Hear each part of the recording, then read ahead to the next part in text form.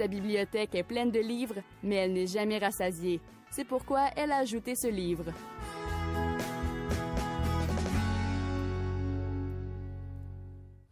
Rachel Graveline, vous nous habituez à ces livres où les frissons sont au rendez-vous et c'est à nouveau le cas cette semaine. Et j'aime la façon dont le livre est présenté. C'est chez Héritage Jeunesse de Magali Laurent, L'Antre du Diable dans la collection Frissons. Et ce que j'aime, c'est que c'est marqué 100% québécois, mais 100% c'est SANG. Alors, ça en dit long. Oui, tout à fait, ça en dit long et ça donne vraiment la note sur le roman.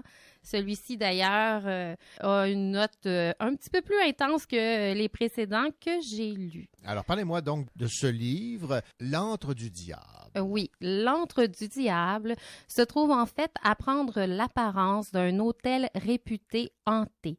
Isolé et entouré par une forêt, le lecteur va découvrir le sombre bâtiment par l'intermédiaire du personnage de Zachary, qui est forcé de s'y rendre avec sa famille.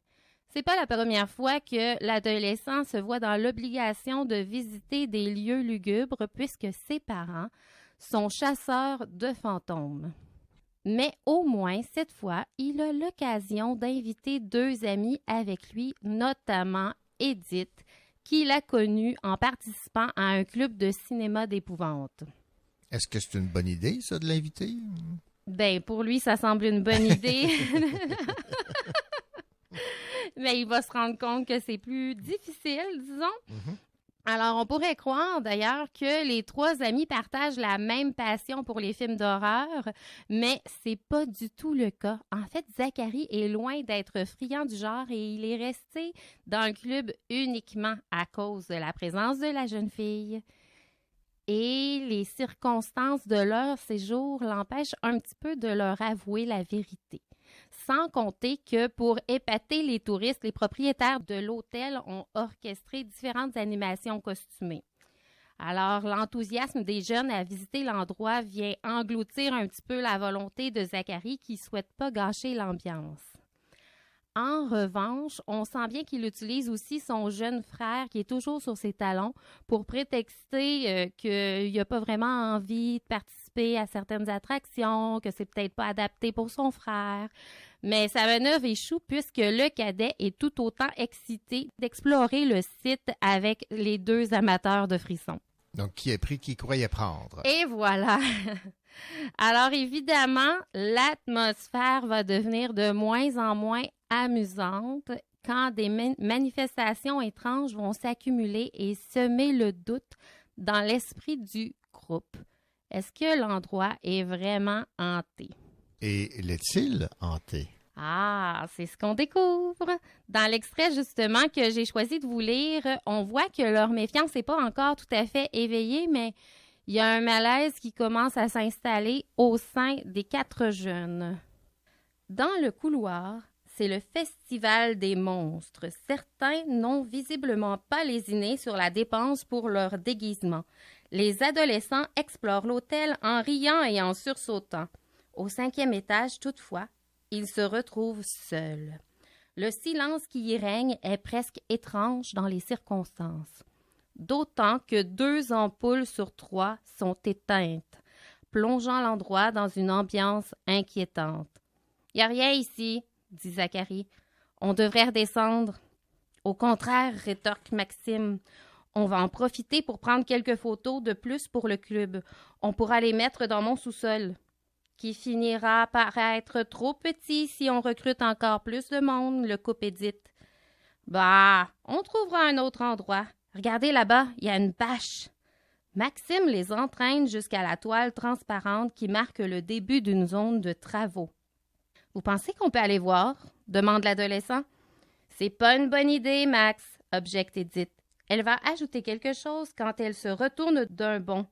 Tout le monde en fait tout autant. Le sang de Zachary se glace dans ses veines. À environ 5 mètres d'eux, une jeune adolescente les observe d'un air grave, leur bloquant le passage. « Elle m'a fait peur, » chuchote Edith. « Salut » lance Zachary incertain. Et ça s'enchaîne comme ça de plus en plus. Et les jeunes pensent que le costume est bluffant. Ils se demandent si c'est pas un des acteurs engagés par l'hôtel et évidemment, la jeune fille va réapparaître régulièrement jusqu'à causer un doute important dans le groupe. Donc, c'est encore une fois très efficace. Effectivement, c'est très efficace. Et c'est seulement quand la tempête va éclater et que les touristes vont quitter l'hôtel que le trio va mesurer un petit peu l'ampleur des phénomènes. Parce qu'ils vont se rendre compte que, évidemment, tout ce qui a été orchestré n'est plus, mais qu'il y a des phénomènes qui continuent de se produire. Et une fuite va s'en suivre à travers l'hôtel, les bois et le labyrinthe qui a été fermé pour des travaux. Alors, j'en dis pas plus à ce niveau-là. Et vous ignorez pas, si vous avez déjà lu Magali Laurent, qu'elle a déjà une excellente capacité à tenir son lecteur en haleine. Et dans un roman d'horreur, c'est d'autant plus important de maintenir ce rythme-là et de savoir effectuer des belles montées dramatiques. Et l'auteur y parvient très bien.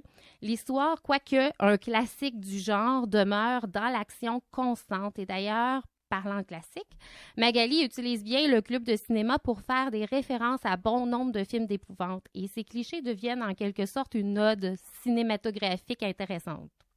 Sans quoi, dans l'ensemble, je dois quand même mettre les jeunes en garde parce que l'histoire a quelques scènes sanglantes et a un très bon niveau d'intensité. Alors, soyez prêtes à écarquiller les yeux sur les ombres dans la nuit après avoir refermé le livre. Ben, nous voilà prévenus, n'est-ce pas? Oui, c'est ça, il faut se méfier quand on lit la nuit. Oui, Magali Laurent, Héritage jeunesse, l'antre du diable, frisson 100% québécois. Merci beaucoup, Rachel. Merci à vous.